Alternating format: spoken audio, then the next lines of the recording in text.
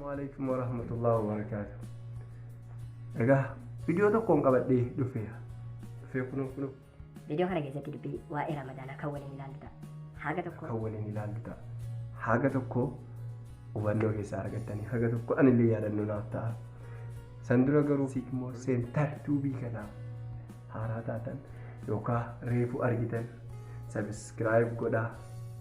Isa qoy namoonni 40 namoonni 50 namoonni 100 yoo laalan namni 5 akkamiin maatii namaan taate namni 20 namni 50 akkamitti laayikiin goon isa waan inni si gaafa laayik gootanii yoo ilaaltan waanuma buukii keetanirraa maallaqa baastanii namaa kennitanii isa fakkaata kun ta'uu qabu nama gargaaruun boqonnaa sammuuti nama mataa qabu hayyee kanaafuu kadheetan magara viidiyoo sanaa deemna hin dhayina gara viidiyoo sanaa dhanna san dura garuu chaayinaala kana please subscribe godha please.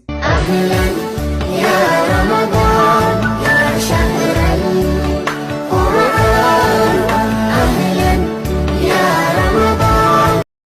Abshira ummata yoonu jajjabaata qajeelleen argamaa ittiin nu milkeesse Allah ya Rahman. Kanaafuu taablee diinii qaddamachuu na Muhammad nasaa ol bira dhaabbachuun rabbiin nuuf laaffisu har'a dhaabbachuu dura zambii keenya rabbitti toobachuu nabiyyee walaa tansa nasiiba qajechuun qalbiidhaan fakkarree itti fayyadachuu kanaaf bakka rakkootutti hin dubbachuun eessatti akka quufne dhageenye hubachuu dhukkubaa garee dawaa wal gaafachuu namuu amma danda'u facaasee murachuun rabbiin nuuf haa tolchuu qajeelchaan isumaa ittiin nu milkeesse yaa Allah yaa Rahmaan. Egaa yaa bulaa gooyaa jamaa ikhwaani of to'achuu qabnaa qalbii fikraatiin dirree faayidaati islaamaa baddunyaani dirree khasaaraati yoo of wallaalanii hubanneetti na fayyadamnu waashanii yeroo faafi aadaatuun dhufin dhukkubni humnaaf dargaggummaadha tuun dhufin dullumni umrii jiruu keetii tuuduutin dhufinni namatti hin fayyadamuu nu haa taasisunni gooftichi guddaani aliman hakimaan ittiin nu milkeesse yaa Allah yaa Rahmaan.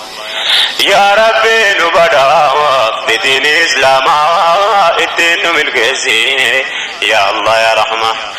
Ya Rabbi nu badhaaf diin islaamaa ittiin nu milkeesse ya Allah ya Rahman.